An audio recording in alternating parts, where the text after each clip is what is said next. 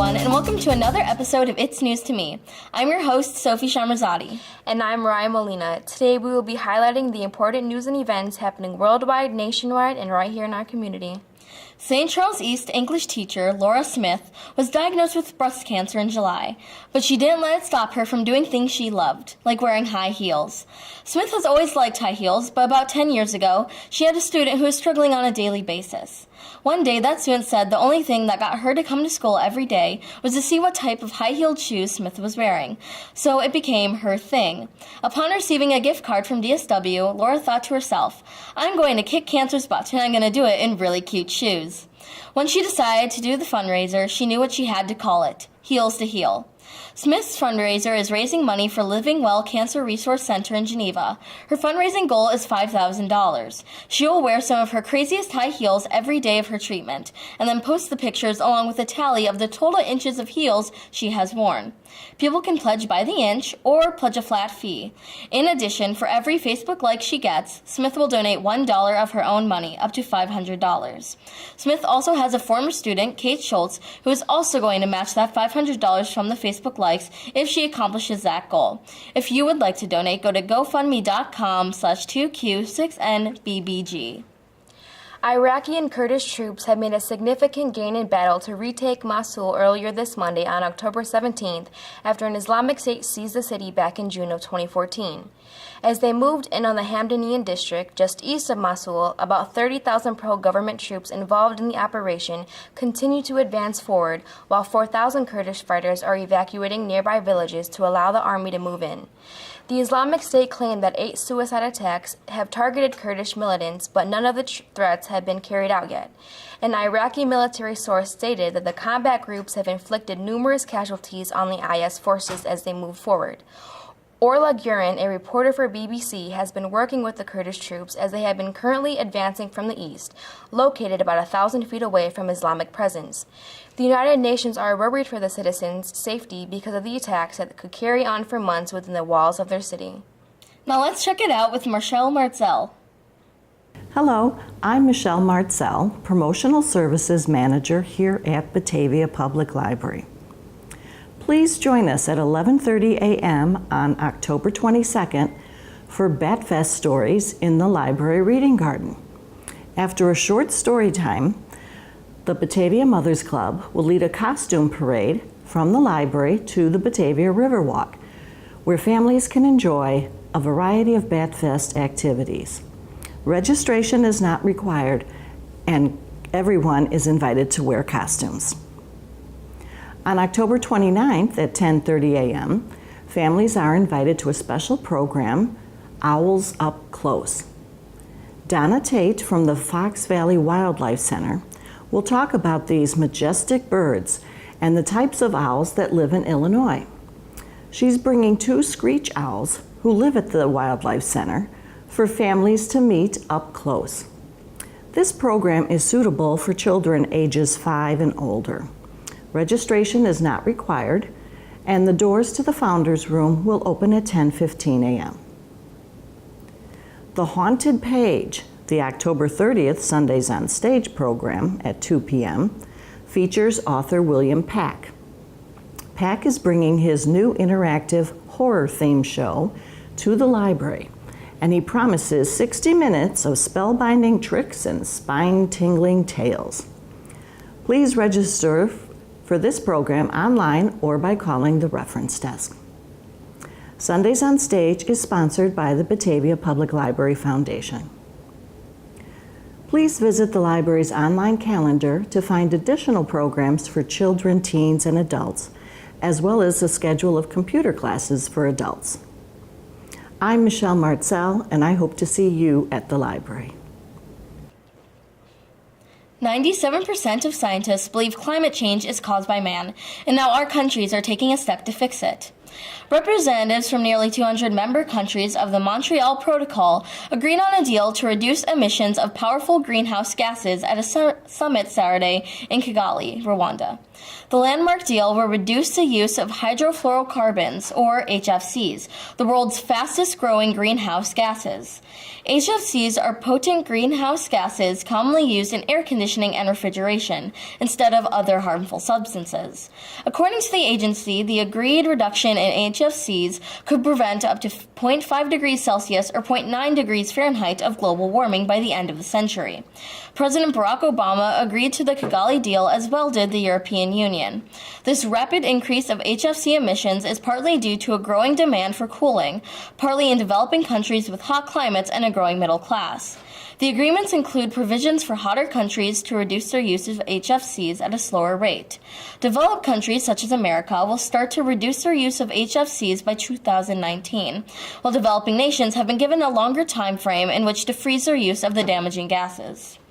Our two candidates, Hillary Clinton and Donald Trump, went head-to-head on their final presidential debate last night, Wednesday, October 19th. Just like the two previous debates, the entertainment is not surprising. Candidate Clinton brought out aggressive points on domestic policy issues that included women's rights and immigration. She also stunned Trump by mentioning his previous comments about women and the allegations against him of sexual harassment. Donald Trump insisted promises of never allowing nation-states to nuclear arm and points about his economic plan and how that will affect Medicare, Social Security, and national debt. After the more conventional debate, a CNN poll resulted that half of the voters who watched Wednesday's debate agreed with Clinton on the more important issues, and 47% of Trump voters thought that he did a better job. In addition, the final poll found viewers in favor of Clinton's views to 52%, topping Trump by a 13-point margin, while Trump supporters lay at 39%. Local officials in Big Rock Township are reporting that many residents have recently experienced aggressive solicitations from electric suppliers, both over the phone and at the door. In light of the solicitations, the Kane County Division of Environmental and Water Resources is reminding residents and small businesses that these reported solicitations are not associated with Kane County Electric Aggregation Program. No representatives from Kane County or Dignity Energy Services, the county's contacted supplier under program, will solicit customers over the phone or in person. Residents should also be aware that Kane County or Dignity Energy Services will never ask residents for their ComEd account number, and residents should never give their ComEd account number to any solicitor. In these recently reported incidents, solicitors have been leaving a phone number of 630-405-1811, extended 87, requesting a return call. If Kane County residents are interested in changing their electric supplier, it is recommended that they carefully read the fine print of any supplier contract. Here's the Park Bench with Katie Drum.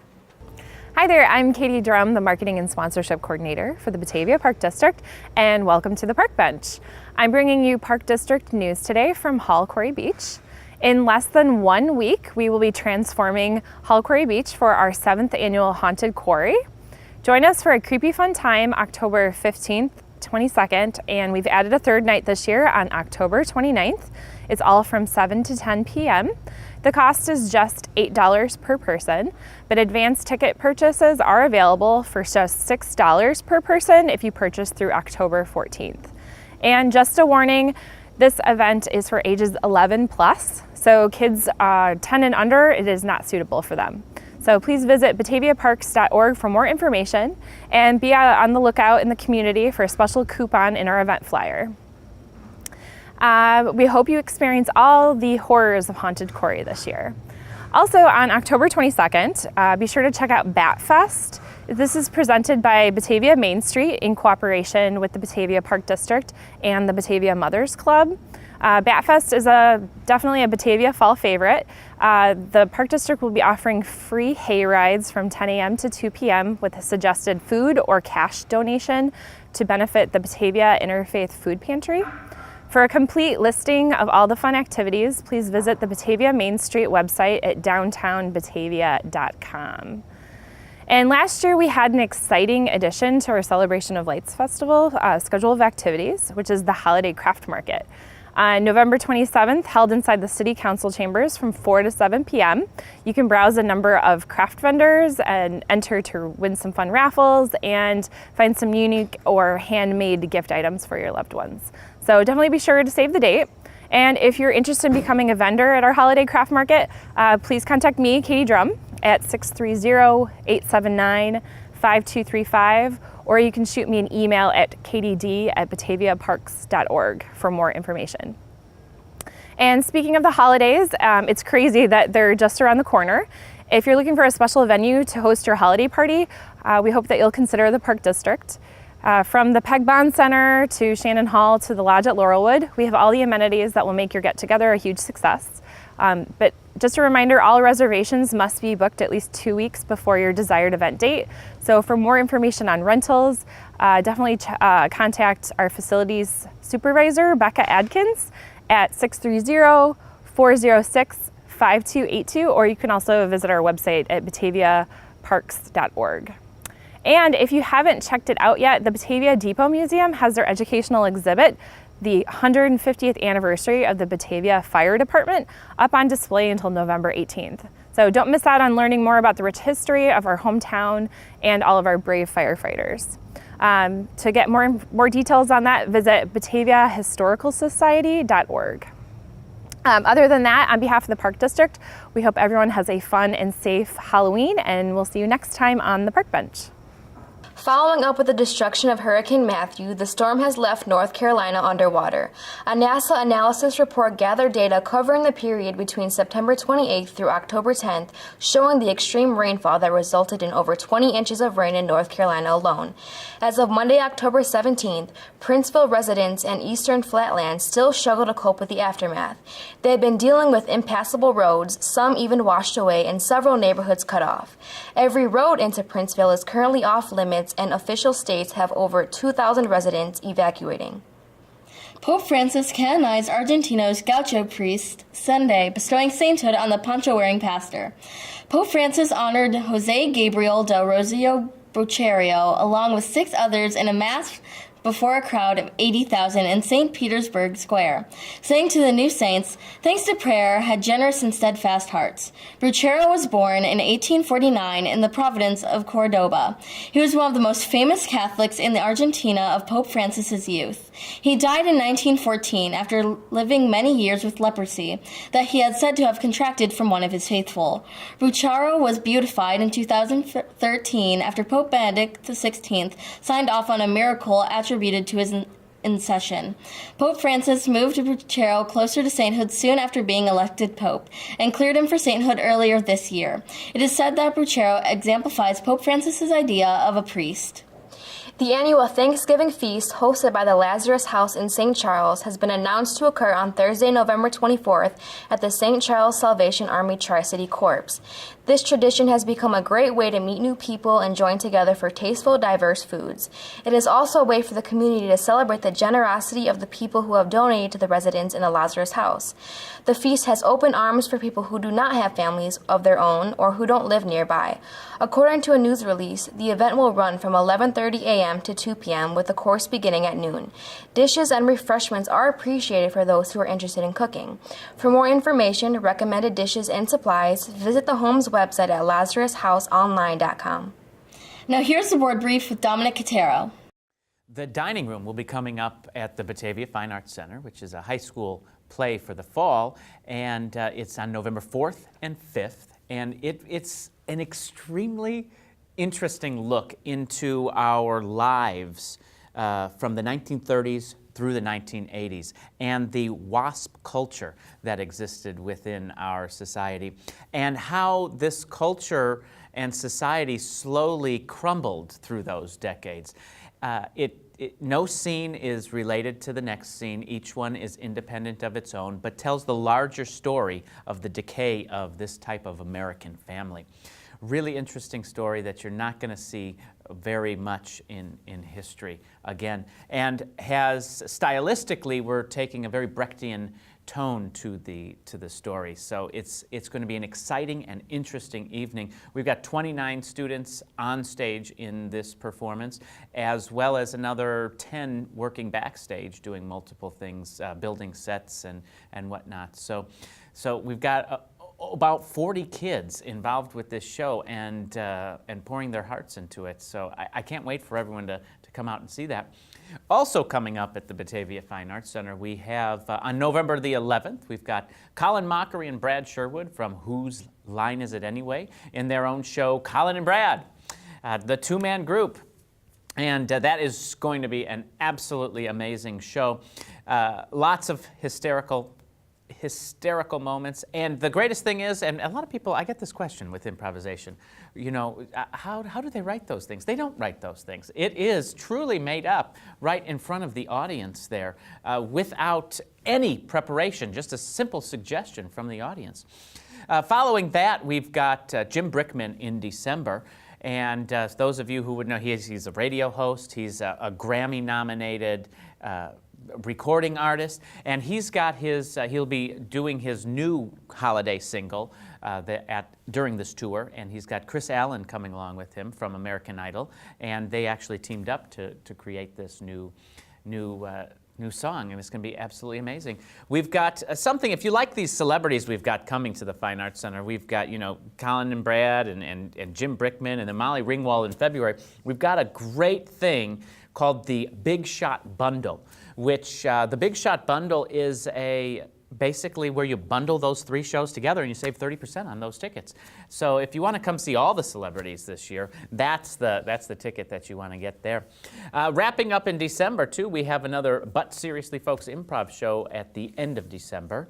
That's going to be also a hysterical and wonderful time of made-up improvisation by our high school students at the high school. So we're teaching them to be improvisers at a very young age and grow into their artistry, which is, it's one of the most unique things that you'll ever see a high schooler perform is improvisation. So if you've never seen one, you really need to come and experience what this evening is all about. It's almost like a party. It's a party in the Black Box where we got these kids just having fun, just doing whatever comes to their brain, not even thinking about it, just doing it. And the audience gets to see this artist kind of expose everything they've got in that split second of time. So that is one of the most remarkable things we've got. So we will see you at the center. Tension between Russian and Syrian forces have intensified by recent bombings in areas of Aleppo, Syria. Countless hospitals and facilities have been destroyed, including the deaths of hundreds of civilians over the past 2 weeks. As of Thursday, October 20th, Russia has announced to the United Nations that they will stop bombing eastern Aleppo for 11 hours a day over a 4-day period. The proposal has been insufficient about making militants leave the city. The ceasefire that was declared this afternoon by the Syrian military said that they are allowing these daily pauses to allow for medical evacuations. A UN humanitarian advisor, Jan Egeland, said that there had been several hundred sick and wounded people in captivity that are to be hopefully released on Friday, October 21st, to either a government-held Western Aleppo or Idlib. With the Cubs' win on Wednesday night, they took back home field advantage from the Dodgers for the final 3 games in the series. The Cleveland Indians are heading back to the World Series for the first time since 1997 after knocking off the Toronto Blue Jays in Game 5 of the American League Championship Series. They will be hosting the opening game of the World Series for the first time in franchise history next week at Progressive Field. Their opponent is still to be determined. Now here's a player of the week.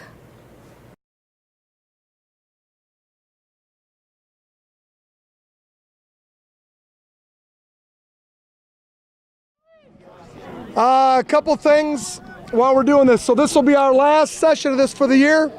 I want to thank you guys and thank BATV for doing this with us all year long. Appreciate the effort. It's nice of them to do that. Freshmen will wrap up your season on Thursday, home against St. Charles North. My understanding is you might have some extra fans at the game. I think we're going to see if we can't get some of the 7th and 8th grade guys to kind of come out too and watch you, and we'll be able to watch you for a little while as well. So good luck with that, and have a chance to finish your season without a loss, which is very special at any level. So good luck to you guys on Thursday. On Friday, St. Charles North comes here as well. Friday night, it's our senior night. For us, very special evening, a chance to honor members of our program who've been playing football with us in some cases, maybe even since kindergarten, but for sure for the past 4 years of high school. Very special thing. This is a very, very difficult sport to play. There's a lot of guys in this group that won't be here when they're seniors. It's tough. It's very tough to do. There's a lot of pressure. There's an awful lot of work involved. There's a lot of commitment that has to be made to be part of something like this, seniors, for as long as you have been. And there's also a lot of pressure. That eliminates a lot of guys as well. But you've stood up to the challenge. I'm exceptionally proud of you. Again, another outstanding season.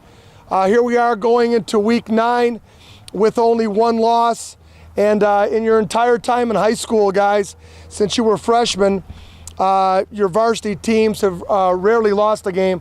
I think, in fact, 3 regular season games in 5 years, a total of 7 or 8 losses in 5 or 6 years. Phenomenal what you guys have established and been part of, and it's not easy.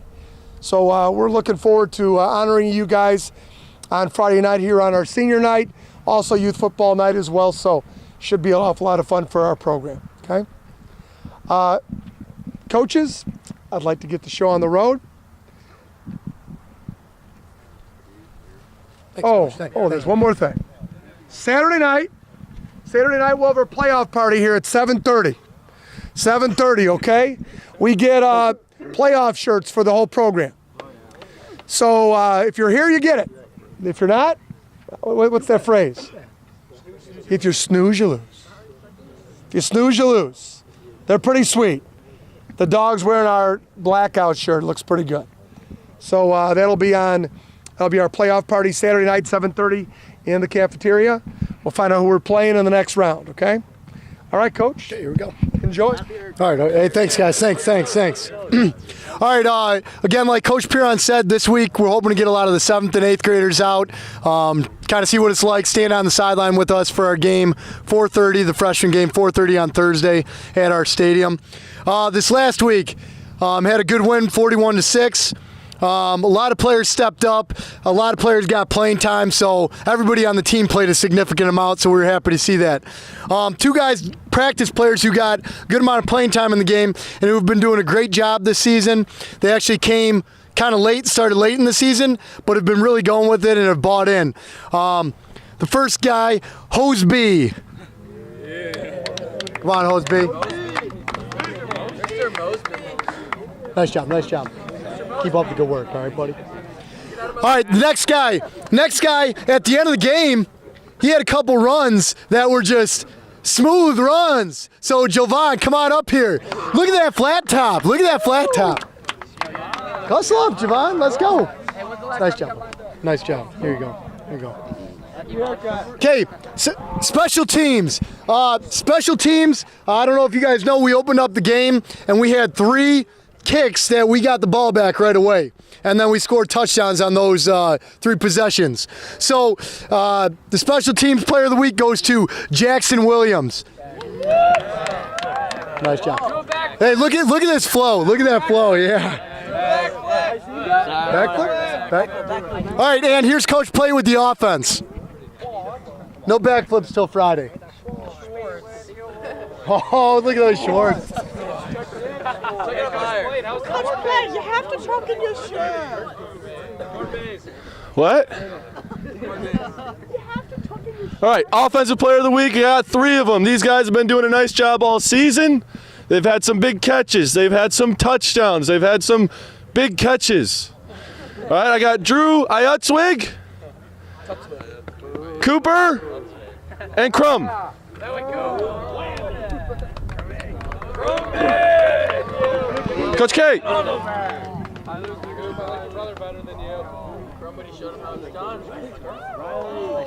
Happy birthday. Thanks, guys. Appreciate it. Like always, every week, thank you for the warm birthday wishes. This week, we did not have a game, but we did have a home run derby. So the guy who hit the most dingers, hitting ropes at Kent Murphy would be Fitch. Get on up here, buddy.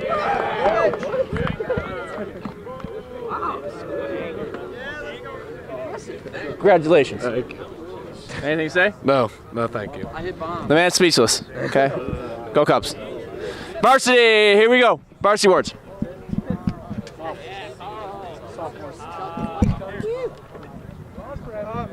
Gone forever. A little bit different. We didn't have a JV game. And there's a couple of guys I want to bring up. You notice things as a coach often during games, and there's a number of guys who maybe they're not going to get a JV award, even scout award, because they're not scouts. Sometimes they're just backups, but they work hard when their number is called. They do a good job. They're enthusiastic. They're on the sidelines. They're into the game, which matters as a coach, and they're trying to get other guys going. They're ready when you call their name. They go extremely hard in practice. Every repetition that you ever give them, and 3 guys have stuck out to me all year long in that regard. Smolatic Salim, come on up. Richter, come on up. And Elijah Green, come on up. So guys did a great job all year long. Your opportunities, you never know when they're going to come. Take them. Doing everything you've done. Go one last time, Salim. This is the last time you can ever do it. Is right now. The final goat. The final goat.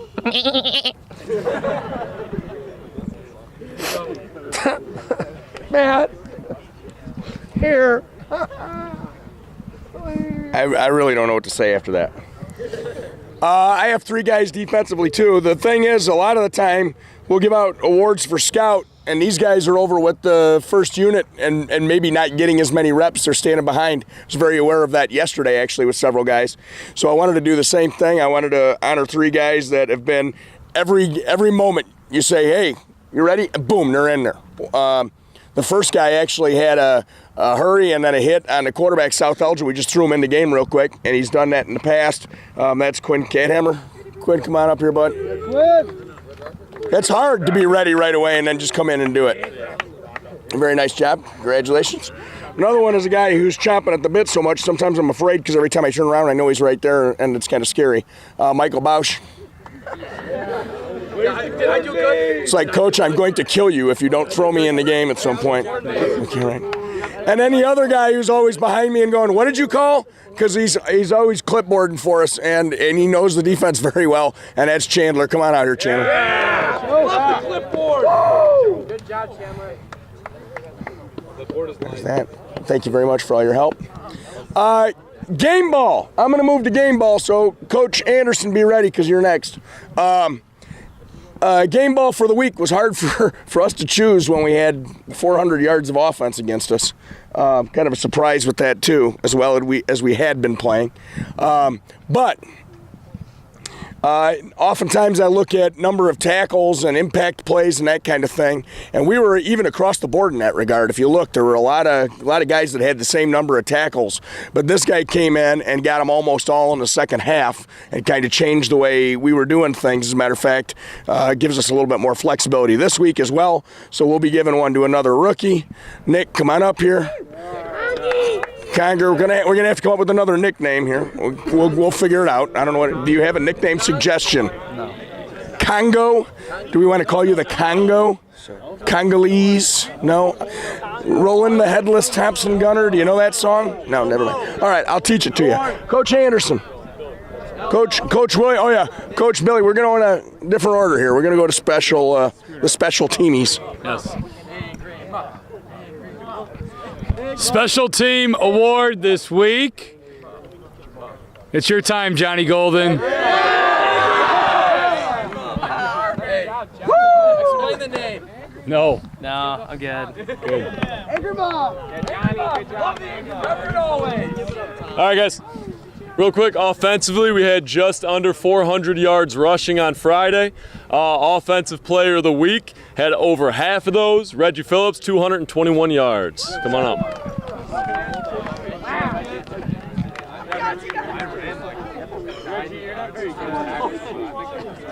All right, let's have a great practice.